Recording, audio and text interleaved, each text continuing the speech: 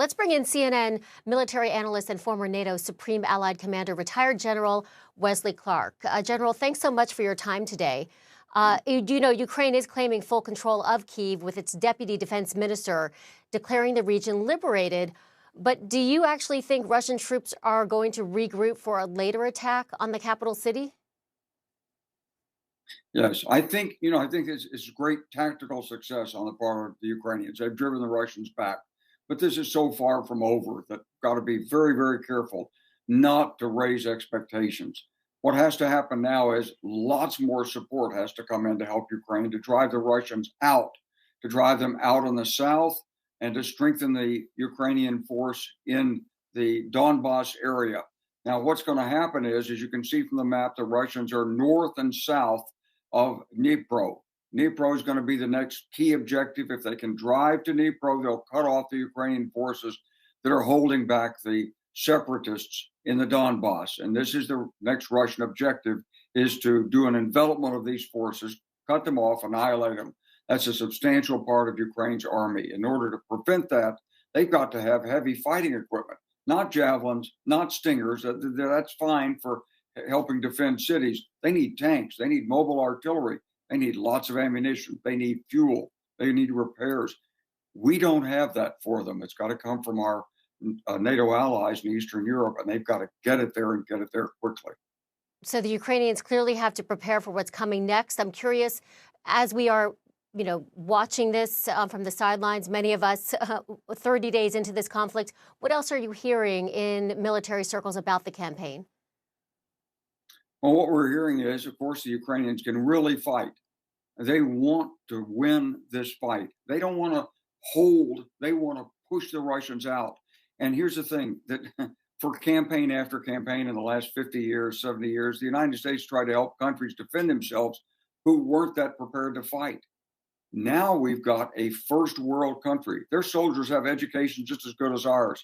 They're just as good technically as we are. We give them our modern weapons. They can use them in 24 hours. Plus, they know how to fight on that terrain. So we're going to have to do a better job of listening to the Ukrainians and what they need and get them the equipment they say they need. And by the way, not only do they need tanks and artillery, they need aircraft. They need air cover for those forces. So somehow we've got to go back and revisit those issues and get them the aircraft they need. They need air support, and they can fly it, but they've got to have the aircraft. General, what should we be reading into U.S. intelligence that's telling us that Russia is shifting its focus to having this victory in early May? If Russia takes control of parts of Ukraine, would Putin just stop there? Wouldn't he want more? Oh, the goal's not any different. He published what he wanted back in December. He wants Ukraine. He wants the Baltic states. He wants control over Eastern Europe. He wants to shatter NATO, and he wants the United States out. This is for all the marbles. All he's trying to do right now is stall. He'd like to stall Western reinforcement of Ukraine. He'd like to have us emotionally, morally disarmed, to think that's all he wants. But it isn't. So he wants to disrupt the international system. And with him is China in this. China's on the sidelines, maybe, but rooting for him. China's looking at Taiwan. China wants to assert itself. So China and Russia have teamed up on this. Ukraine is just the current battlefield. But if the Ukrainians defeat Russia on this battlefield, everything changes. So the best way to protect NATO, the best way to protect the international system, is to give Ukraine the assistance it says it needs and let them handle Russia on this battlefield. General, do you believe negotiations between Russia and Ukraine will wind up ending? Will it be negotiations that end this war, or will it be decided on the battlefield? Well, that's exactly right. I mean, whatever shape these negotiations ultimately take is going to depend on what happens on the battlefield. But it's in the interest of both Russia and Ukraine to keep these negotiations going, looking for an opening for the Russians, forestalling Western assistance to Ukraine, raising hopes, dashing hopes, finding information, intimidating the Ukrainians. And at the same time, President Zelensky knows he has to be a willing participant in this, because the European allies expect it to. I mean, Germany, Italy, France, they just want it over. They're very short-sighted on this. They don't understand fully what's really at stake. They want to go back to business as usual in Europe, I guess, but they've got to understand that there is no more business as usual. These sanctions are for real. They've got to be kept on Russia, and the only way through this is to support Ukraine wholeheartedly and let them handle Russia militarily on the ground.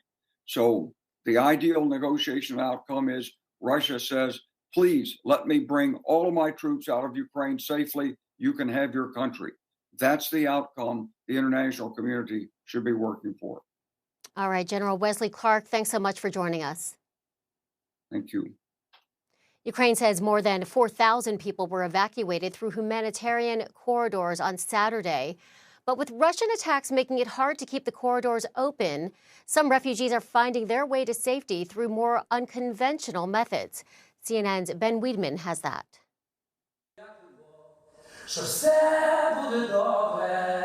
Everything will be all right, he sings, for every one of us.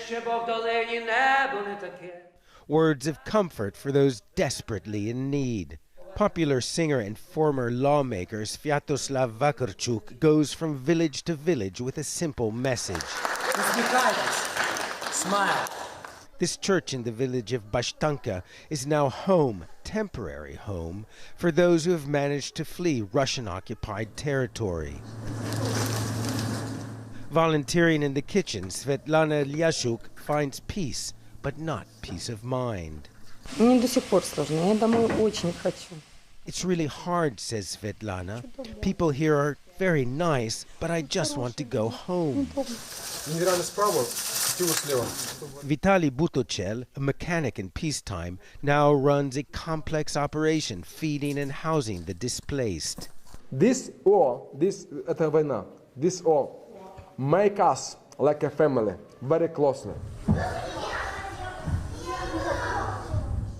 The church feels like an oasis of the ordinary, far from the madness outside. Early evening and a bus approaches, marked Deti, Russian for children. Alas, no guarantee of safety. It's coming from the town of Snihorivka, under Russian control. But it didn't pass through a humanitarian corridor negotiated by the Red Cross. The arrangement whereby these people are able to get out of the Russian-occupied areas to here is very simple. Men on the bus give Russian soldiers food and cigarettes, and the Russian soldiers let them pass. Larisa Shevchenko made it out, but remains tormented by fear for those who couldn't get away. Everything is really bad, she says. Her parents in Snihorivka are still hiding out in the basement. She hopes they'll get out tomorrow. Ben Weidman, CNN, Bashtanka, southern Ukraine.